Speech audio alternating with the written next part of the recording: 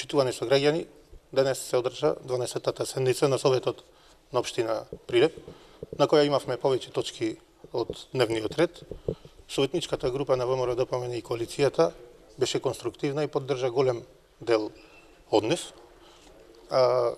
Една од нив беше промена на одлуката за бесплатен јавен превоз за пензионерите.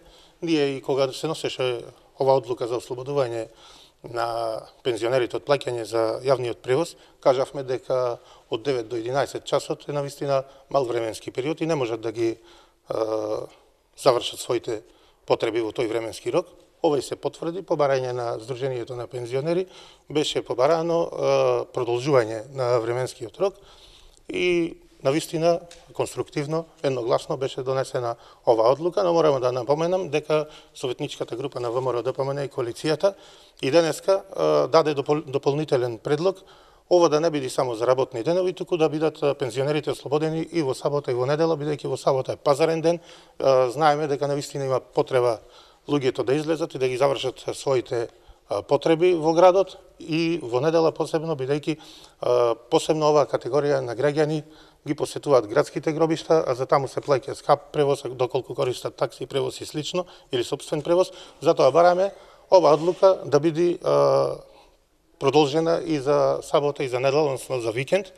Председателот на Совет ги задолжи службите, односно директорот на јавното предпријатие, да изготви еден нацрт план, па до наредната седница се надеваме дека ќе бидеме вака конструктивни како и денеска и ќе изгласаме продолжување на бесплатниот јавен превоз за пензионерите и во сабота и во недела.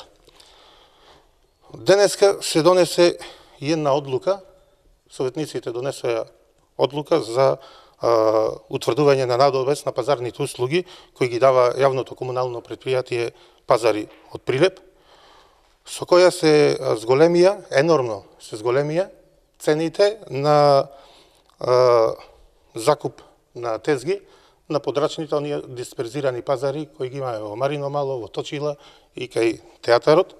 До сега цената била 500 денари, а денеска советниците од мнозинството, од владеачката партија донесоа одлука да бидат покачени за фантастични 500%. Од денес оние локални земјоделци кои остваруваат екзистенција на овие дисперзирани пазари, ќе треба да плаќаат за 2500 денари поскапи услуги како месечен надомест. Ќе напоменам, од 500, колку што се плаќало до сега, на 3000 денари.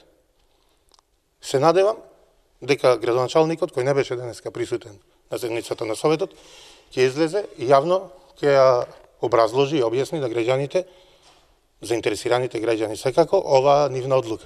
Бидејќи доколку имале ваква стратегија и план, требаше на предизборите да му кажат за овие планови на граѓаните дека планираат поскапување на овие услуги за фантастични 500%.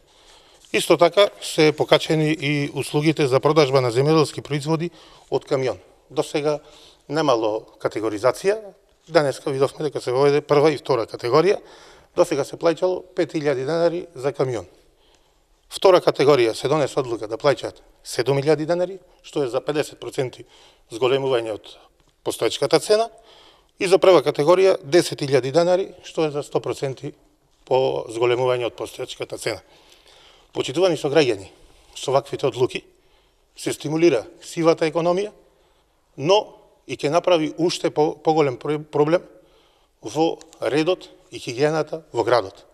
Сведоци сме во изминатите години со доста возила, камиони, каде што продаваат земјоделски производи на различни места и улици низ градот.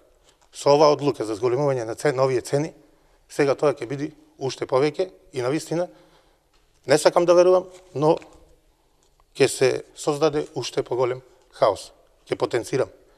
Доколку градоначалникот и советниците имале ваква намера да ги зголемуваат цените на услугите на јавните предпријатија, требаше да излезат и тоа да го кажат пред изборите на граѓаните. Па после да видиме дали граѓаните ќе гласат за поевтини цени или за повисоки како што е сега. А не да се ставаат сега адхок. Истото се случи и со ветувањето за 20% пониски сметки за вода, овај месец видовме со факти, секој граѓанин може да се провери на својата сметка дали плаќа пониска 20% цена за вода или сметката за вода му е зголемена.